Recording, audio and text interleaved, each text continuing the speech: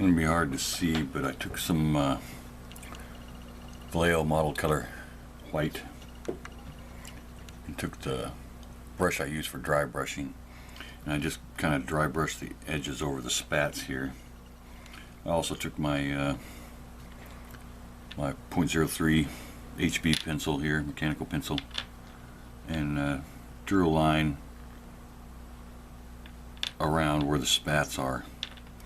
This is just going to help me be able to mask it off better. I'm thinking about airbrushing, but now that I'm looking at it, I think I may just go ahead and take a regular brush and some black and just do it by hand, because this is really tight and it'd be kind of difficult to mask all this off. So yeah, I think I'm going to go ahead and just hand brush this. So I'll do that and then I'll be back. On the shoes, I took some gloss varnish and painted just the top part. I left the soles just the black primer color, so it gives me the separation that you'd see on an actual shoe. So now these are ready to glue on to the legs. As you can see, I fixed the chip in the hat. I just used some of this Vallejo plastic putty. Fairly easy, but now it's ready to put some paint on it. Airbrushed it. Now you can't even tell that there was a chip in the hat. So the hat is good to go. On the head, as you can probably see, I took a brush and went around the band here on the hat with some gloss to kind of give it a separation. And then I did do gloss on the cigarette all the way up to where the cigarette actually is. So the face came out really good. So now the head's all ready to put on the main body. I've taken some, this is a Vallejo plastic putty. It's really cool because it has a really fine tip here, so you can squeeze it like a small caulk gun. And then I took a Q-tip and kind of smoothed it out, so I'm going to let that dry and then sand it down, and then I'll mask off this here and then hit it with some more primer. And once I get that all smooth and everything, it'll be ready to hit it with the actual black color. I painted the handle with this Vallejo Model Air. It was this camo pale brown. It's got a little bit of red in it. And when that dries, I'm going to take this Vallejo Umber wash and go in and put a couple of thin coats of wash over top of that. For the umbrella, I did the same thing with the ghost tints that I did with the black on the pants and the jacket. And then I took a mix of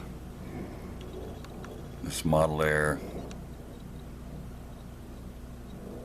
German gray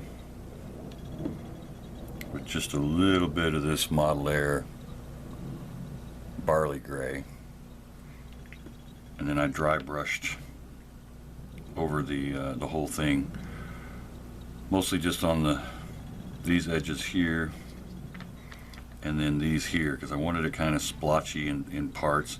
I wanted this middle part to be a little bit darker, and then of course here at the tip. So now I need to spray this with a satin.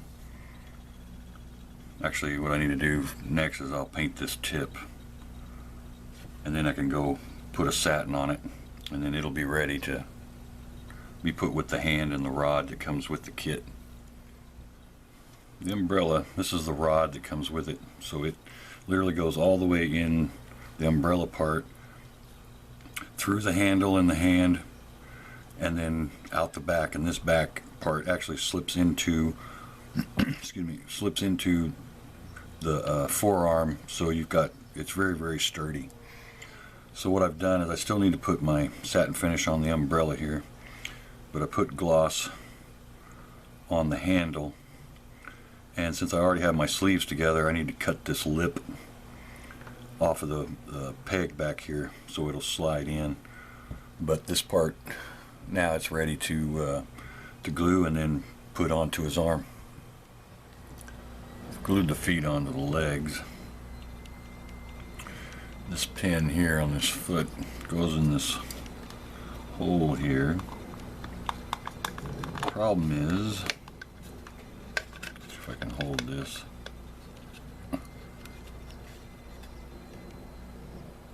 you can still see the pin. The foot is way up off of the top of the rock. Same with this front foot. There's just a little bit of it touching on the front and none of the rest is there. So the first thing I tried to do was drill another hole, move him back a little bit, see if I could get him to where his foot was touching a little more, which it is touching a little bit more, but then the back foot is still like sticking out. So I'm thinking what I'm going to try to do is I'm going to try to take my heat gun and heat the underside here and see if I can slowly push this plastic around to get it to where his feet are sitting flat on here, because I need it to be as flat as possible so then I can put the magnets in that'll actually hold him here better. So I'm going to mess with that and then I'll come back and show you what it looks like. Have a magnet in, drill another hole. What I've done here is I've taken a drill bit, drilled a series of holes here, went on the other side with the back of an X-Acto and I just kind of scored a line, not too deep, about 5 or 6 strokes, and then pushed this piece up. In doing so, now I can get this foot in this hole I've made, and as you can see, the foot is now touching a whole lot more of the base. So now what I need to do is I'm going to take some styrene, glue it on the underside to reinforce this, and then I'll go ahead with some Aves epoxy sculpt and build this back up. Got the Aves on there. So now all I need to do is just let it dry, let it sit for 24 hours, and then shoot it with another coat of paint, and then I can move on to the next part. The Aves is dry and I have coated it about 3 times with the black. You can see it, it's hard to even tell that it wasn't even there. So now the foot will sit on there the way I want. So it came out pretty good. I've got the main body all together now. What I did is over the Stynylrez black primer on the black parts is I first took some of this Minotaur, the Ghost Hints. This is the blue, and I sprayed over the top parts of the suit, the jacket and the pants, and then I went in with the Minotaur Ghost Tint, the midnight blue, and I did that mostly from the bottom underneath. It's hard to see on camera, but there is a tint, a very subtle blue tint over all the black, and then I covered it with some matte varnish. Working on the bow tie, the piece that goes around the neck. This is a strip styrene that I'm using. It's evergreen, and all I did was just take the same color that I used on the hat and spray the strip. This is the light side, so this is the side that's going to be glued, and now this side. So what I need to do now is I need to take the figure and then trim what I need so it'll fit down here, and then pull it around and do both sides. So I'll fit those, and then I'll come back and show you what it looks like. Got the bow tie done. Just took a toothpick and a little bit of super glue, put it down the edge, and then there's enough space between the white part and the jacket to slide that strip down in there, and then let that dry, and then curved it over and glued it right at the edge of the hole for the rest of the bow tie. So it came out looking pretty good. It's a couple of touch-ups, but I'll take care of those. Well, the penguin is done. I'll be the first to admit it's not my favorite work. As I got closer and putting stuff together, I noticed there were some things I missed, and I probably could have taken more time on to make it look better. But he is done, and it is a good kit. I did enjoy building it.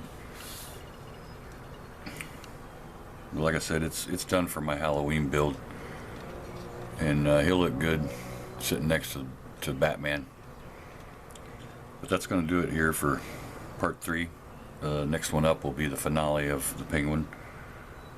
And I want to thank you guys for watching, and thank you guys for subscribing. And I will see you guys for the next build.